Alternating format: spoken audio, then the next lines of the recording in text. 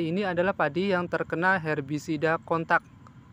Sebelumnya buat teman-teman yang belum subscribe channel Keluarga Petani Indramayu, silahkan subscribe. Semoga yang subscribe diberikan rezeki yang melimpah, amin.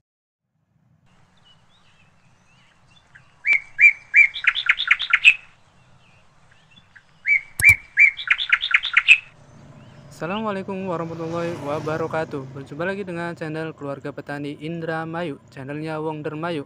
Nah, apa kabar teman-teman pada hari ini? Semoga teman-teman pada hari ini masih dalam keadaan sehat walafiat dan juga dilimpahkan rezekinya, dibanyakan rezekinya. Amin ya Allah ya Robbal Alamin. Nah, oke, kali ini kita akan membahas tentang herbisida kontak. Nah, seperti yang teman-teman lihat di video ini bukanlah padi yang terkena blast ataupun terkena penyakit, apalagi terkena hama wereng ataupun hama yang lainnya. Nah, padi ini adalah padi yang terkena herbisida kontak. Maka dari itu buat teman-teman harus selalu berhati-hati dalam mengaplikasikan herbisida. Teman-teman biasakan yaitu untuk membaca kemasan yang ada di dalam herbisida tersebut, karena berakibat akan fatal seperti ini. Nah, ini info yang kami dapat, yaitu infonya petani ini adalah petani pemula dan dia ini membeli herbisida. Nah, ini mungkin miskomunikasi antara pembeli dan juga dari tokonya atau penjualnya. Mungkin pembeli ini berniat untuk membeli herbisida selektif untuk tanaman padinya, dan si penjual tokonya malah memberinya yaitu herbisida kontak untuk rumput.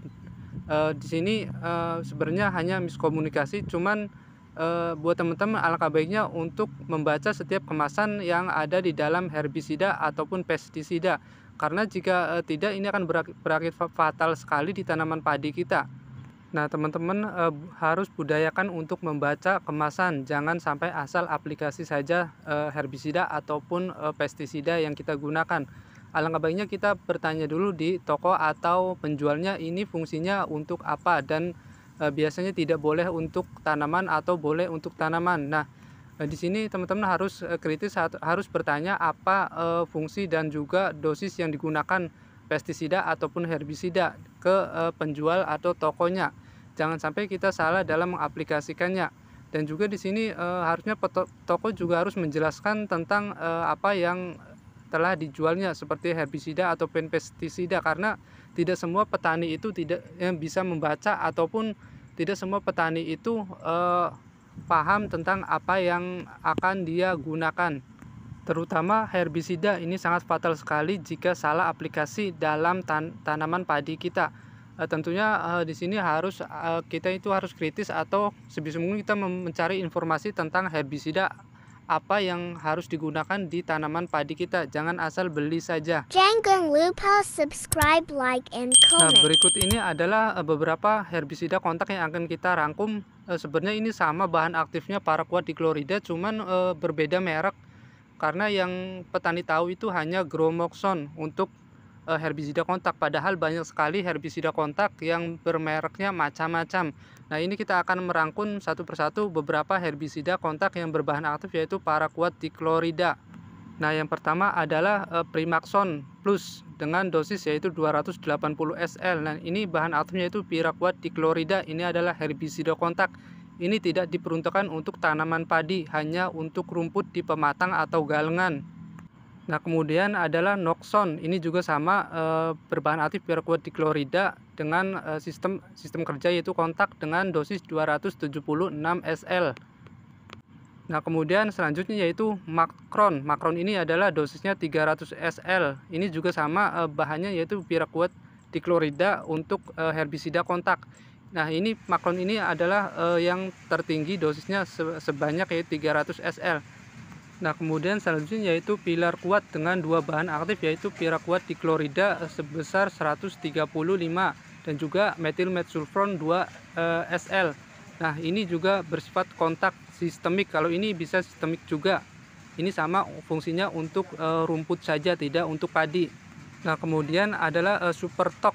Ini juga sama bahan aktifnya itu paraquat dichlorida herbisida kontak. Ini dosisnya 276 SL.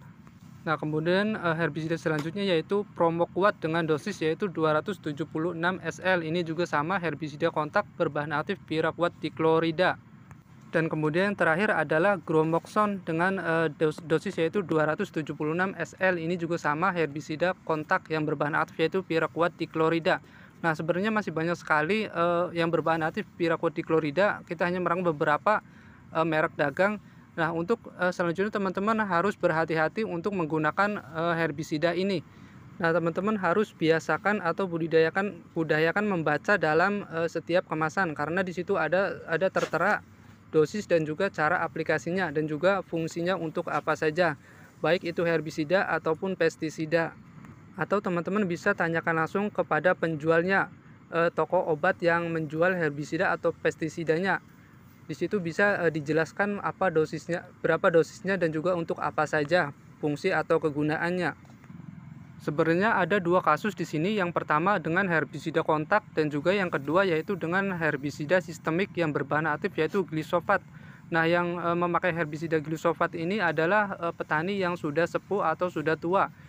Dia juga tidak paham atau tidak tahu, apalagi dia ini tidak bisa membaca kemasan. Dia ini membeli herbisida di toko pertanian, kemudian dikasihlah herbisida yang berbahan aktif glisofat untuk rumput. Yang mungkin yang dia tahu itu yang berbahan aktif glisofat itu cuma dua, yaitu Roundup dan juga Gempur. Padahal yang berbahan aktif glisofat juga merek dagangnya banyak sekali. Nah, ini juga miskomunikasi antara penjual dan juga pembelinya.